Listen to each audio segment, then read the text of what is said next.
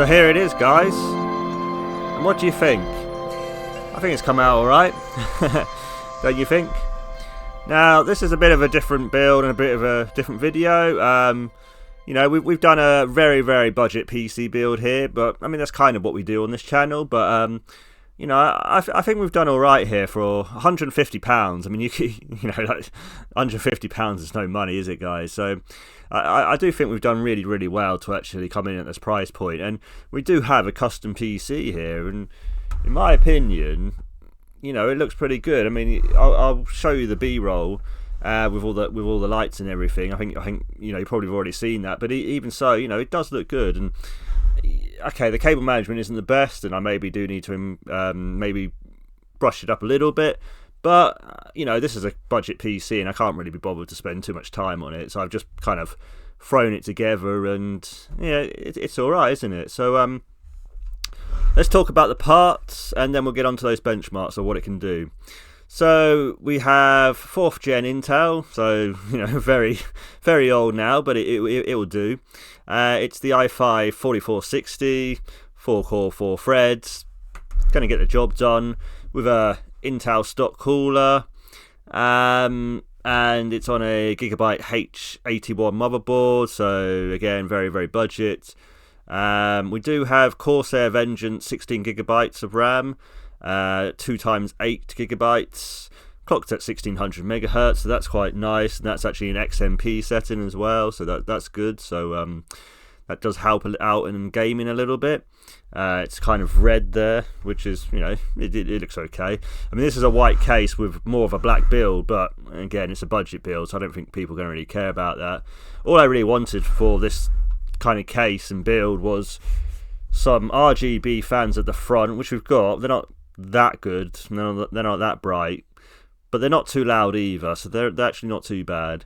And we've kind of got an okay case. It does have tempered glass here, but obviously I've taken it off. So you have got tempered glass, and you have got that kind of modern look, so that's something. And it was extremely cheap. I think I only paid like £27 on Amazon for this, so yeah. Let's talk about the other parts before we go onto the case. Just a Roku or something like that. 512 gigabyte SSD, just standard 2.5 inch type one. Again, that's just standard what I do for my sort of gaming PCs. I always just go with 512 now, because it's just the kind of the good in between amount, so that's fine. The Corsair VS 450 power supply, not very good, not the best, but it's reliable enough and will provide enough power for this system, so that's fine. And then we've got the star of the show is the Gigabyte GTX 1060, and this is the 6 gigabyte version. So, you know, we've got the more premium version, which is nice. So coming in at 150, I do think we've got quite a nice little build here. Now, the case, obviously, I've had to kind of get a very budget case to fit in for the build, because 150 quid, you can't really buy a £40 case, because it just doesn't work out very well. You're going to have to skimp so much on the other components. So yeah, this is a Mars Gaming MCME, whatever that means. I don't really know what it stands for, but anyway, it's a white tempered glass micro ATX case, and we'll get the job done. Now, there were quite a few issues. The cable management at the back is not great. You have to mount the power supply at the top, which again doesn't look very modern, looks a bit old school, but it's okay, it will do. I really struggled to get the back panel on. I had to really kind of suitcase it, put the case down, put the panel on it, and then slide it in, and you know, just about put quite a bit of force in to actually do it, but we got there. It is on, so that's the main thing. Also as well, because the cables were so big and there wasn't much space behind the motherboard tray, you couldn't actually sit down the case because it was like rocking where the cables were, so that wasn't easy to build in, because I kind of had to more build it upright rather than actually face it down like I normally do on the table. So building it upright was a bit awkward. And also the graphics card won't actually fit in. If you see across here, it's so small between there that the graphics card won't fit in directly, as in just putting it straight in. So I had to kind of angle the graphics card a bit. I had to also install the graphics card upright rather than horizontal like I usually do, laying the case flat on the ground. And then had to kind of just wiggle the graphics card, squeeze it in, and thankfully nothing broken. It was all good. So that was a bit difficult, and like I said, the cable management is a little bit, I would say, a little bit ropey, but for such a budget build, I don't really care, and no one really is going to care too much about cable management at this sort of price point. So, I don't really care really. But yeah, overall, I do think we've got a nice little build there. It looks all right to me. It will do. I'm aiming sort of like about. Well, I'm going to list it for 275 and see if I can get that. Most likely, I'm going to accept £250 for it. I might even go lower potentially if someone really wants it, maybe for like 225 or something. I might just ship it off. But for 150, we're in for it. I mean, we really should be able to turn a profit quite easily on this. It is a custom PC. A custom PC at under 250 quid that is a bargain anyway, isn't it? And okay, the specs aren't particularly great, but as we'll see now in the benchmarks, this can actually still game.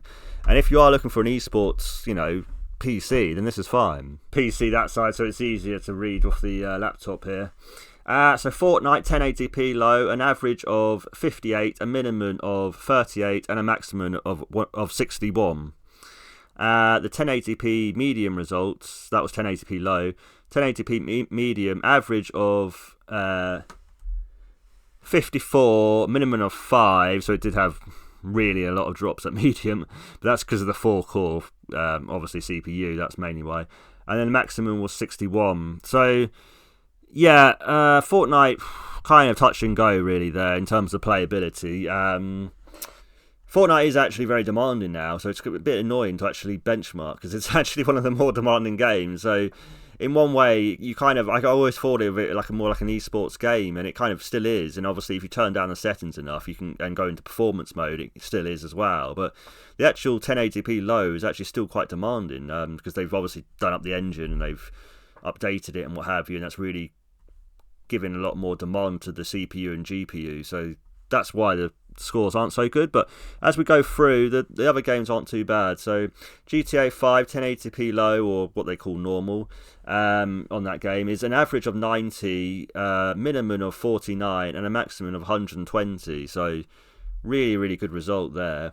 1080p medium, an average of 72, a minimum of 43, and a maximum of 93.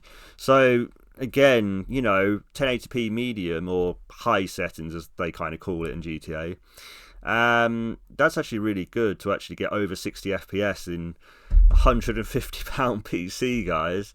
I mean, that's kind of incredible, isn't it? I personally think it is anyway. I know some people will just totally dismiss this and say, what's the point? And yes, I mean, I do admit you should probably get an Xbox Series S instead of this PC. If you really are just wanting gaming, then yes, it probably makes more sense just to get a cheap Xbox or something around 200 quid or 250 at most, and just do that. But you can do so much more with a PC. So I do think for the £150 we pay, we have got a lot of value here.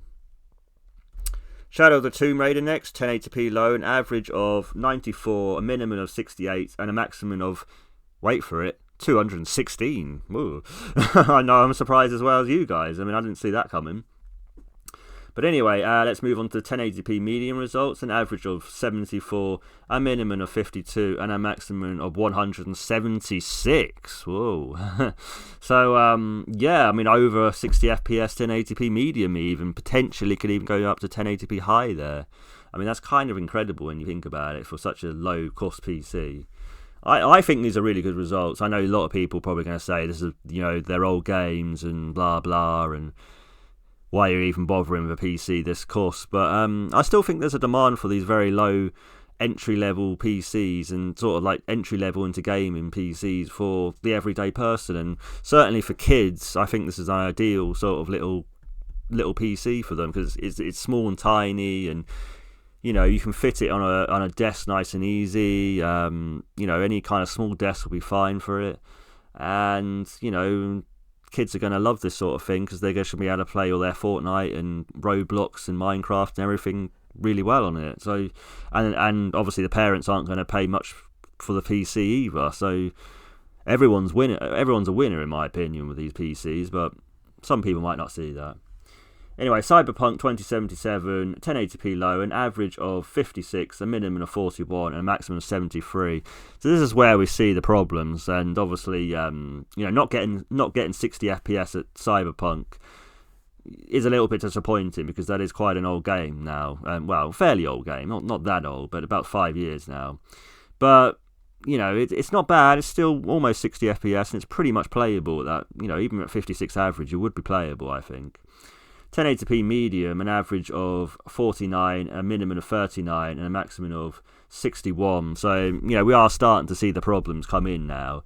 But obviously, again, this is a very cheap PC, so really, what do people want? I mean, to me, this is more than good enough. And, I do like the white. I kind of think that kind of contrasts with the PC quite nice. I do like this kind of styling at the front with this case, actually. It's kind of it's kind of quite funky, in my opinion. But yeah, I do think this is kind of quite nice. It's kind of, maybe you can't see it on the camera, but it's kind of like flexed out and kind of like shaped out. So you kind of get like a ridge there and a ridge there and what have you. So I think that's quite nice. The two 120mm fans are unfortunately Molex, so yeah, not particularly great. But what I will say is they were actually quite quiet in operation, which is a really good plus. And I think they did actually look quite nice. And obviously the RGB isn't customizable; it's just a fixed RGB. But I think it actually looks okay personally. And I think certainly for someone on a very tight budget, they'll be really happy with this sort of PC. So yeah, I think we've got a bit of a result with this PC, and I'm happy with it anyway. Let's move over to this side and see the components again.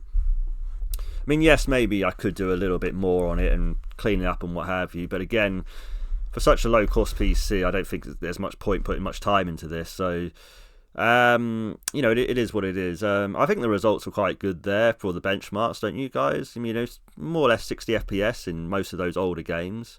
So, obviously, once we move on to like Stalker 2 and all those sort of modern games, we haven't got hope there. But let's be fair. You're not playing like Stalker 2 and that new Indiana Jones game, are you? You're not going to be playing that on this, so that's not a problem. You're going to be playing esports games on this. Maybe even like something like Rocket League, even as well, and stuff like that. So yeah, I do think overall this is a nice little build. Let me know what you guys think in the comments. Do you like this sort of little build, and do you want me to, we will have more, better builds than this coming up, obviously, in terms of a bit more premium components and a little bit better performing, PC as well, because this is a little bit low in terms of that gaming performance, but it's okay and gets the job done. Let me know what you guys think. Please obviously like the video for the YouTube algorithm, and please subscribe to my future videos. And I think that pretty much wraps it up for the second video of the new year. And I am going to try and be a little bit more consistent now, trying to post every single Sunday, and maybe the odd midweek video here and there I'll drop in. I want to certainly commit into 2025 onto this channel more, and try and say at least one video per week will be up. Obviously, we've had a bit of a break from Christmas and what have you, and we didn't post on the first Sunday of the year because it was, it's the new year and what have you, and everyone's kind of getting over their hangovers and what have you, and their Christmas dinners and what have you. So yeah, we wanted to have a bit of a break, and I think the break's kind of helped us to kind of renew our kind of energy and what have you, and to kind of give us another go into the new year. So I hope you're going to be with me for my little journey, and as always guys, I will see you in the next one. Bye guys.